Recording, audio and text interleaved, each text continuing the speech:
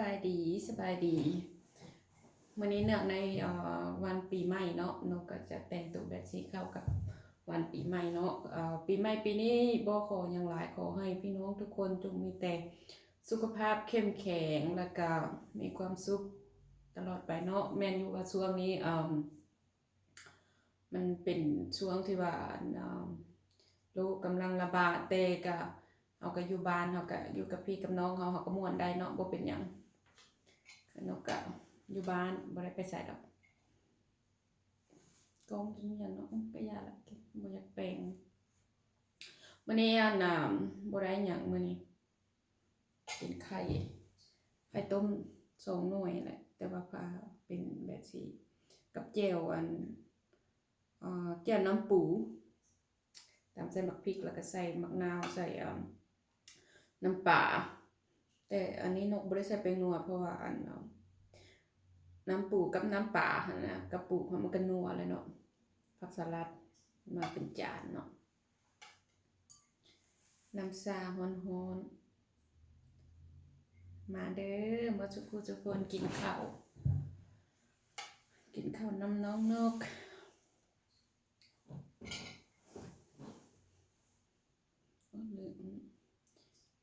ลาวนิวเยียร์ไทยนิวเยียร์ก็บ่ได้ไปไสเนาะอยู่บ้านเนาะนกก็บ่ได้ไปไสดอกอยู่บ้านนี่แหละวันนี้วันอาทิตย์กินข้าวอยู่บ้านคือเก่าเดี๋ยวมื้ออื่นก็ไปทำงานคือเก่ายังดีที่ว่าได้ยังได้ไปเฮ็ดเวียกเนาะแต่ไปเฮ็ดเวียกนี่บ่แฮง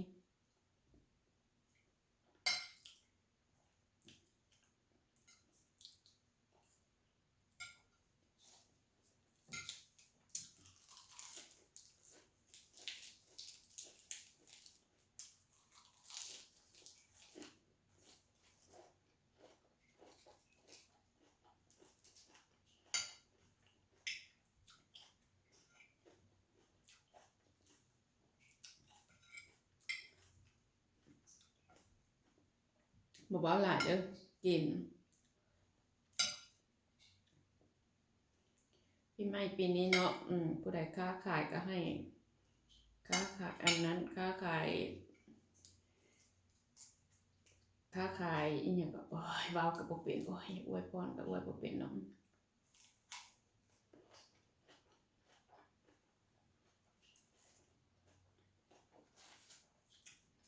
ก็ให้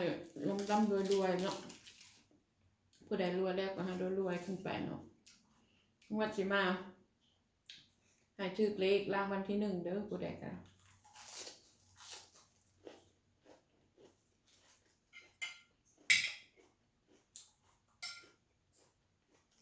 เพื่อสุขภาพ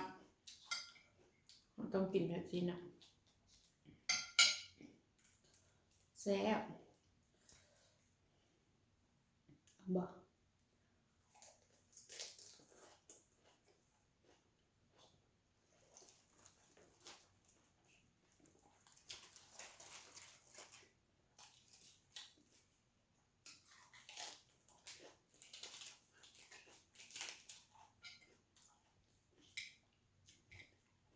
ก็ให้ทุกคนน่ะปลอดภัยจากโรคต่างๆเนาะภัยบ่มาผ่านมันบ่มาเบียดเนาะมีแต่สิ่งดีๆเข้ามาเนาะ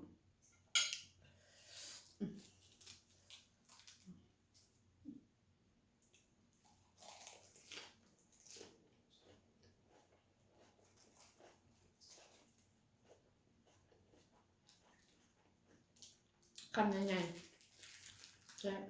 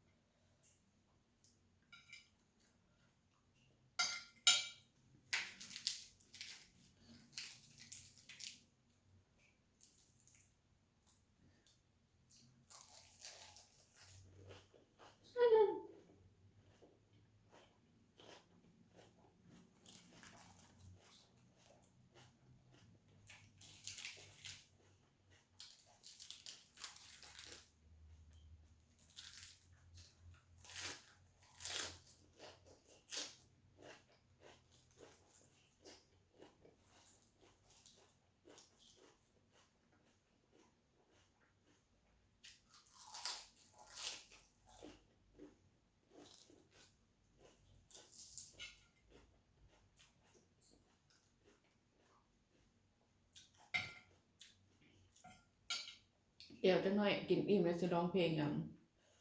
ฉลองวันปีใหม่ของเราให้ฟังเนาะจักน้อยนึง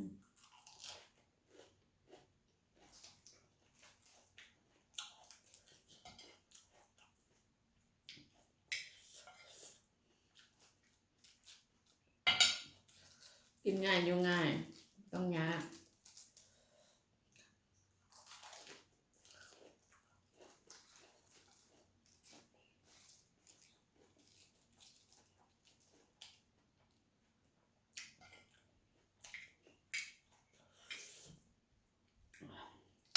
ใส่พริกแต่3 หน่วยนึงเลยเนี่ย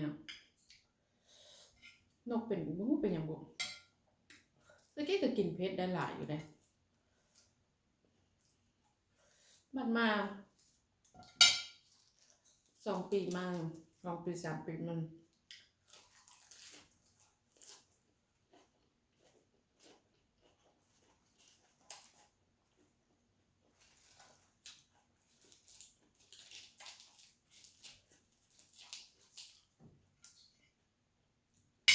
แต่ว่าเผ็ดน้อยเดียวก็คือว่าเผ็ด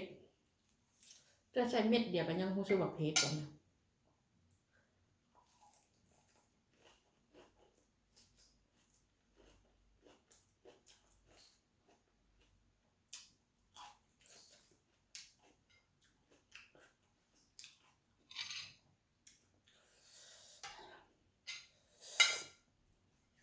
เริ่มเผ็ดมาแล้วกินผักแก้เผ็ดก่อน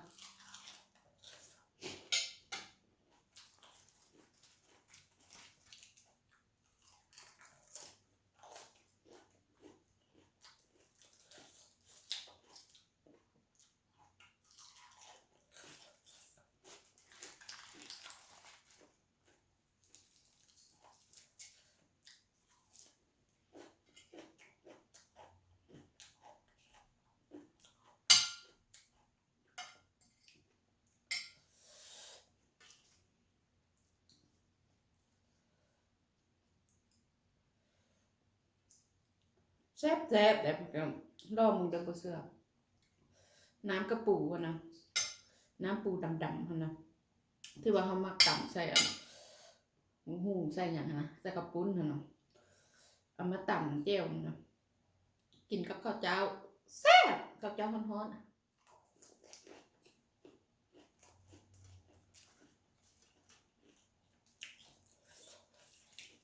รสชาติกระปุกเนาะแล้วแต่คุณหมัก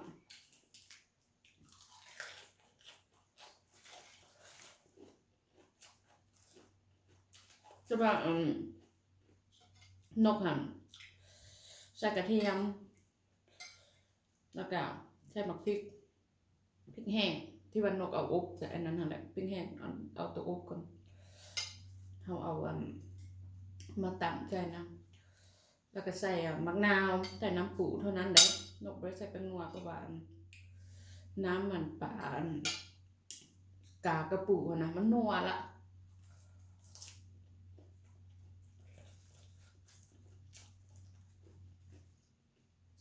ก็เริ่มบ่ใส่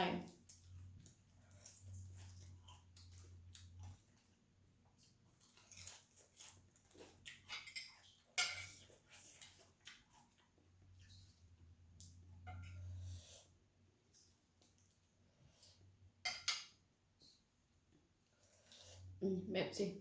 แซ่บ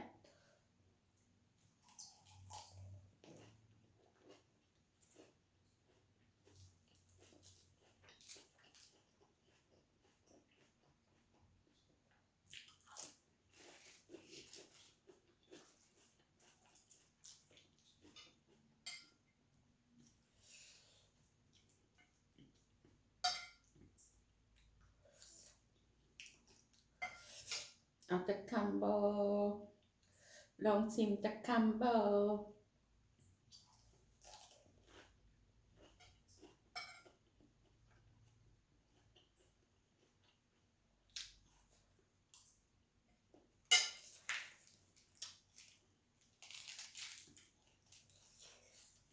ปลาต้ม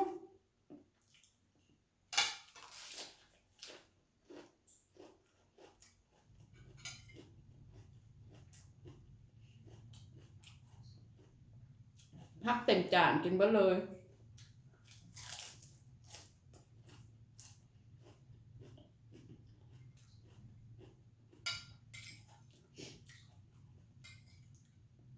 เมื่อวานนี่กินแป้งละวันนี้ก็ยังมากินข้าวเจ้าอีกอยู่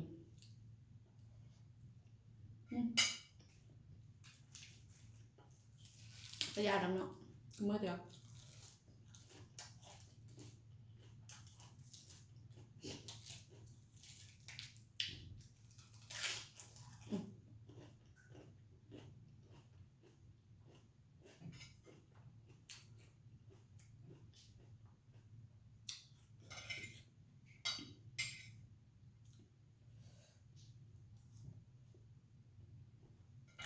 ใช่ครับ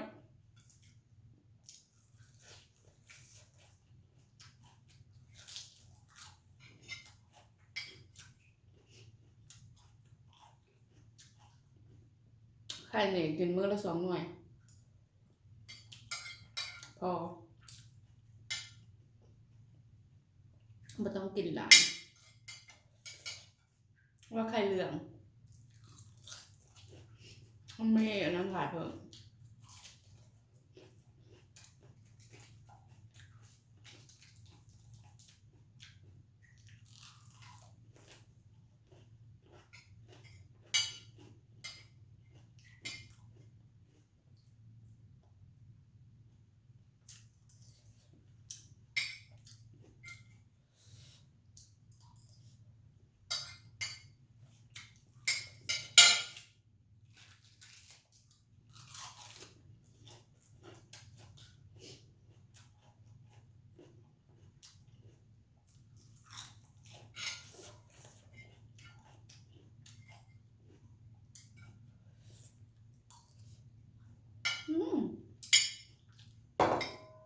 แซ่บดีเลยจังเผ็ด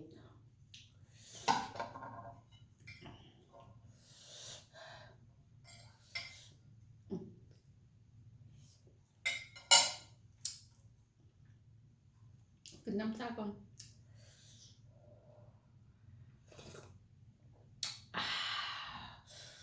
ฮอตทั้งเผ็ดทั้งฮอตซาเนี่ยนกจะมักใส่น้ำผึ้งจังหน่อยเดี๋ยวมันจะหอมไปละบ๊ายบายขอบใจทุกคนที่เข้ามากดติดตามขอบใจทุกกำลังใจคลิปนี้จบเท่านี้เนาะคลิปหน้าพบกันใหม่